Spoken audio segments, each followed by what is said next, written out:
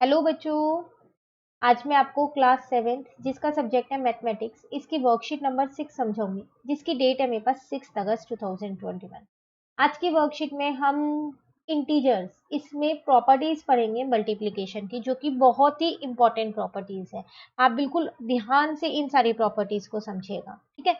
चलिए शुरू करते हैं। हम यहाँ पर इंटीजर्स की प्रॉपर्टी मल्टीप्लिकेशन में क्या होती है। सबसे पहली प्रॉपर्टी का नाम है क्लोजर प्रॉपर्टी। ये प्रॉपर्टी होती क्या है? For all integer a and b, a into B is an integer.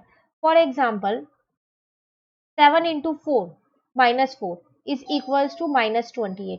तो 7 -4 एंड -28 ऑल आर इंटीजर। देखो आपसे क्या कह रहा है इस प्रॉपर्टी के अंदर, क्लोजर प्रॉपर्टी क्या कहती है हमको कि अगर हम दो इंटीजर्स को मल्टीप्लाई करते हैं ना, तो आंसर जो आता है वो भी हमारा इंटीजर ही आता है। फॉर एग्जाम्पल अगर आप 7 को -4 से इंटू करोगे तो आपका आंसर माइनस का 28 आएगा। ये 7 भी इंटीजर है, -4 भी इंटीजर है और -28 भी आपका इंटीजर है ना।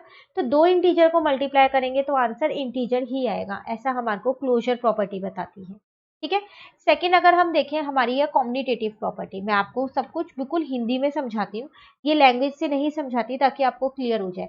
कॉम्यूनिटेटिव प्रॉपर्टी वो होती है कि अगर आप दो इंटीजर्स को मल्टीप्लाई करो और उसके बाद उनको उनका ऑर्डर चेंज करके मल्टीप्लाई करो तो आंसर सेम आएगा। जैसे कि अगर आप 7 इंटू 4 करोगे तो भी 28 आएगा, और अगर आप 4 इंटू 7 करोगे तो भी 28 ही आएगा।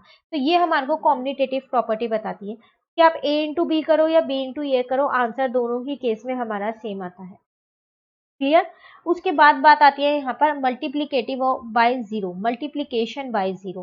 तो अगर आप किसी भी नंबर को जीरो से मल्टीप्लाई करोगे या किसी भी नंबर को जीरो से मल्टीप्लाई करोगे या फिर जीरो से किसी भी नंबर को मल्टीप्लाई करोगे, दोनों ही केस में आंसर जीरो आएगा। जैसे अगर आप 7 को जीरो से मल्टीप्लाई करोगे तो जीरो आएगा, या फिर आप जीरो को 7 से मल्टीप्लाई करोगे तो भी तो जीरो ही आएगा।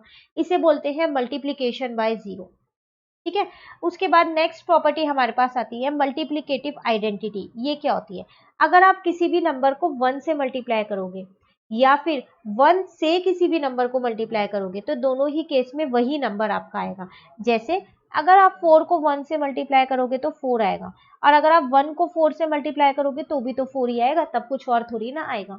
तो इसको हम बोलते हैं मल्टीप्लिकेटिव आइडेंटिटी। क्लियर अभी तक की 4 प्रॉपर्टीज। चलिए नेक्स्ट पे आते हैं हम एसोसिएटिव प्रॉपर्टी। एसोसिएटिव प्रॉपर्टी हमको क्या कहता है कि अगर मान लो हमारे पास कोई भी 3 इंटीजर्स हैं, तो आप उन्हें किन्हीं भी ऑर्डर में मल्टीप्लाई कर दो, कोई से भी 2 इंटीजर पहले कर दो और 1 इंटीजर बाद में कर दो, आंसर दोनों ही केस में सेम आएगा। फॉर एग्जाम्पल यहाँ पर एक एग्जाम्पल ले लेते हैं। हमारे पास 3 इंटीजर है 5, 2 और 3, ठीक है। तो पहले मैं क्या करती हूँ, 5 इंटू 2 को इंटू कर लेती हूँ, उसके बाद 3 से कर दूंगी। तो 5 टू जो 10 इंटू 3 कितना आ जाएगा, 30 आ जाएगा। चलिए एक बार ऑर्डर चेंज करके देख लेते हैं। अब 5 को ऐसे ही छोड़ देते हैं और यहाँ पर 2 इंटू 3 पहले कर लेते हैं। तो 2 इंटू 3 6 होता है, 5 6 या 30 आ जाएगा। आपने देख लो, पहले एक बार 5 को 2 से किया, बाद में 3 से किया।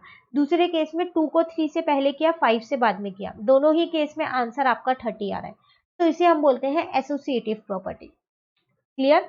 चलिए नेक्स्ट है लास्ट प्रॉपर्टी, डिस्ट्रीब्यूटिव प्रॉपर्टी। ये प्रॉपर्टी क्या होती है आपके पास, यहाँ पर भी आपके पास 3 पॉजिटिव इंटीजर्स होते हैं, ठीक है। तो वो आपसे कह रहा है कि इस तरीके से है कि जब आप एक इंटीजर यहाँ रखो, एक्चुअल में इस पूरी प्रॉपर्टी का नाम है distributive property of multiplication over addition.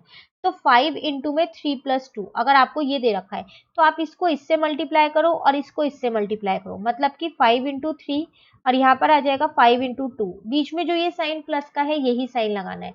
तो 5 3 जा 15 और 5 2 जा 10, दोनों को प्लस करेंगे तो 25 आएगा।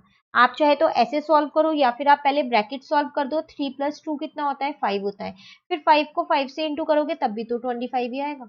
इसे बोलते हैं डिस्ट्रीब्यूटिव प्रॉपर्टी। तो आप a इंटू ब्रैकेट में b प्लस सी करो या फिर a into b plus a into c करो, आंसर दोनों ही केस में आपका सेम आएगा। तो अगर आपको ये सारी प्रॉपर्टीज अच्छे से समझ में आ गई, तभी आप आगे का क्वेश्चन खुद से कर पाओगे। तो बहुत इंपॉर्टेंट प्रॉपर्टीज है, आप इसे बिल्कुल अच्छे से ही समझिएगा, ठीक है। कहीं भी डाउट हो तो आप मुझसे कमेंट करके पूछ लीजिएगा, मैं आपके डाउट क्लियर कर दूंगी। चलिए अब आते हैं हम क्वेश्चन पे। यहाँ पर कह रहा है लेट्स कंप्लीट द टेबल। एक टेबल दे रखी है, इसको कंप्लीट करना है। चलो ठीक है, देखो एक सेकेंड पेन चेंज कर लेते हैं। स्टेटमेंट 1 में कुछ आपको यहाँ लिख के दिया है, स्टेटमेंट 2 है और यहाँ पर प्रॉपर्टी का नाम लिखना है। अगर आप फर्स्ट देखो तो आपने -15 को 17 से इंटू किया तो -255 आया।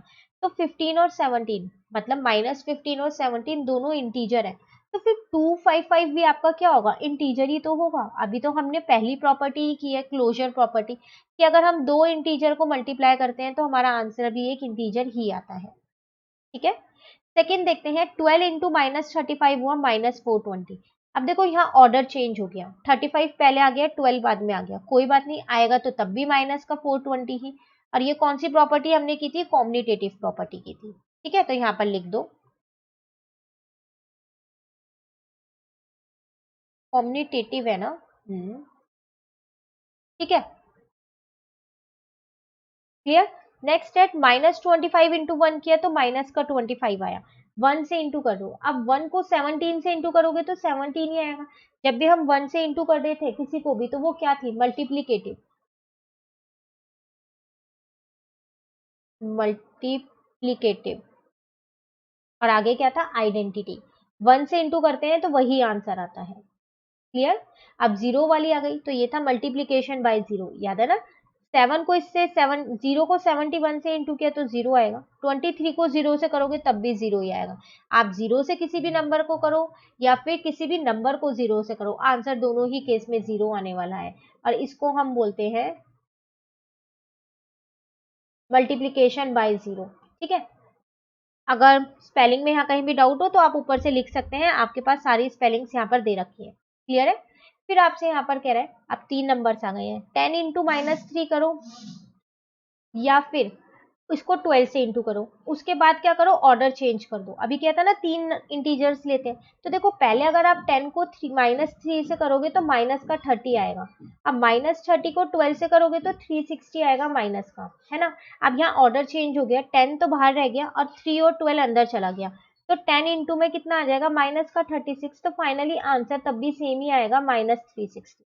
और इस प्रॉपर्टी को हम बोलते हैं एसोसिएटिव, जो कि आपकी ये रही एसोसिएटिव। ठीक है,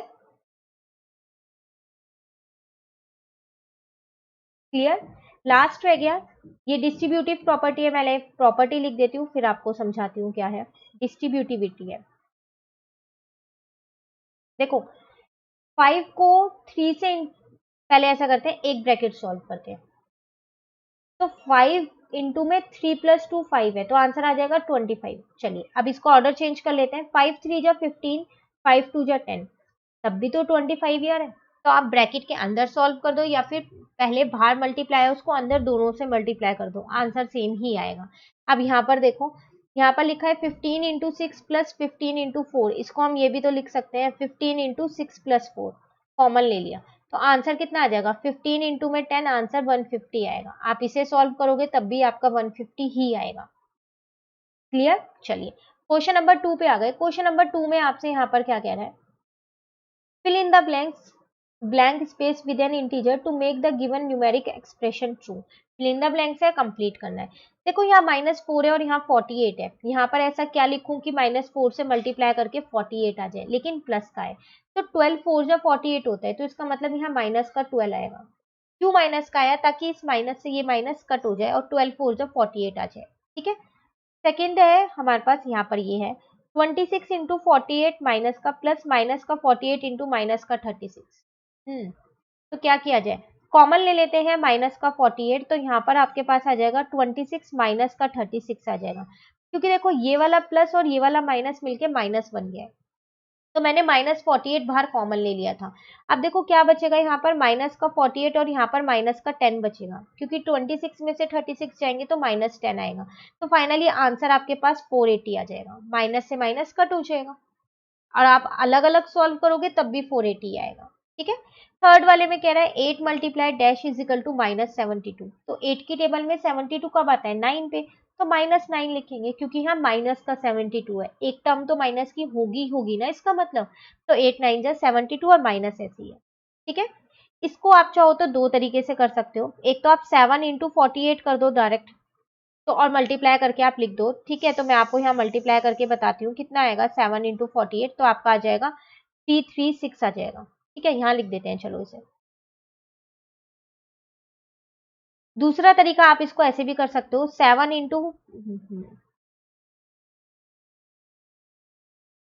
इंटू 50 माइनस में 7 इंटू 2 कर सकते हो, तो ये हो जाएगा 350 और यहाँ पर हो जाएगा 40, तब भी आपका 336 ही आएगा।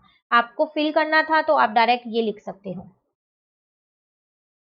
ठीक है। इसको भी लिख सकते हो, ऐसा नहीं है इसे नहीं लिख सकते, ये भी बिल्कुल सही है आपका। चलिए क्वेश्चन नंबर 3 पे आ जाते हैं। क्वेश्चन नंबर 3 में आपसे क्या कह रहा है, in a test of 10 questions 5 marks are awarded for each correct answer and -2 are given for each wrong answer and 0 is given for unattempt question. If Rama answered 6 questions correctly and 3 questions incorrectly and did not attempt the last question, then how many marks will she get? देखो एक test हुआ 10 marks का, अगर आप सही answer दोगे तो एक क्वेश्चन के 5 नंबर मिलेंगे, और अगर आप गलत आंसर दोगे ना तो एक क्वेश्चन के 2 नंबर कटेंगे, फिर अगर एक आंसर गलत हुआ तो। नॉर्मली स्कूल में हमारे पास क्या होता है, गलत आंसर होता है तो नंबर नहीं कटते, लेकिन यहाँ पर है कि कटेंगे। क्वेश्चन सही हुआ तो 5 नंबर है हर क्वेश्चन के, क्वेश्चन गलत हुआ तो हर क्वेश्चन के 2 नंबर कट होते जाएंगे। हाँ, अगर आपने कोई क्वेश्चन अटेम्प्ट नहीं किया तो उसका एक भी नंबर नहीं कटेगा, ठीक है। अब आपको ये बताना है कि रामा एक लड़की है, उसको कितने नंबर मिले होंगे अगर उसने 6 क्वेश्चन तो सही किए और 3 क्वेश्चन गलत किए। तो देखो करेंगे कैसे, 6 क्वेश्चन उसने सही किए हैं तो 6 इंटू में 5, क्योंकि एक क्वेश्चन के 5 नंबर थे सही के, तो 6 के कितने होंगे, 6 इंटू में 5, ठीक है। प्लस 3 क्वेश्चन उसने गलत भी तो किए हैं तो उसके 2 नंबर कटेंगे, तो 3 इंटू में -2, जब नंबर कट रहे होते हैं तो माइनस में लिखते हैं। तो 6 5 जा 30, ये तो वो नंबर हैं जो उसके सही क्वेश्चन होके आए, लेकिन उसके नंबर कटेंगे कितने, टोटल 6 मार्क्स कट जाएंगे। तो ये वाला प्लस और ये वाला माइनस मिलके माइनस हो गया और 3 2 जा 6 आ गया, तो यहाँ पर आ गया 24। तो how many marks she get, तो शी गेट 24 मार्क्स। आते उसके वैसे 30, लेकिन उसने 3 क्वेश्चन गलत भी तो कर दिए और एक क्वेश्चन का 2 नंबर कटा, तो 3 क्वेश्चन के 6 नंबर उसके कट गए, तो इसका मतलब अब उसके टोटल 24 मार्क्स आए हैं टेस्ट में। क्लियर। चलिए अब एक छोटा सा क्वेश्चन, होमवर्क क्वेश्चन मैं आपको यहाँ पर देती हूँ, आप मुझे सिर्फ प्रॉपर्टी का नाम बताइएगा कि उस प्रॉपर्टी का क्या नाम है, ठीक है। तो 4 into 5 is equal to 5 into 4, इसमें कौन सी प्रॉपर्टी लग रही है। इससे आपकी थोड़ी प्रॉपर्टीज रिवाइज भी हो जाएंगी और आपको पता भी चल जाएगा कि आपको अब कंसेप्ट क्लियर हो गया प्रॉपर्टीज का या नहीं हुआ। तो जल्दी से मुझे कमेंट करके आप बताइए कि इसके अंदर कौन सी प्रॉपर्टी लग रही है, फटाफट से देखिए कौन सी है, रिवाइज कीजिए और उसके बाद ही बताइएगा, ठीक है। वर्कशीट हमारी यहाँ पर कंप्लीट होती है, कौन सी वर्कशीट थी, वर्कशीट नंबर 6। अब वर्कशीट नंबर 7 जो है वो हम अपनी नेक्स्ट वीडियो में करेंगे। तो अगर आपको ये वीडियो अच्छी लगी तो आप इसे लाइक जरूर कीजिएगा और मेरे चैनल को सब्सक्राइब कीजिएगा। Thank you.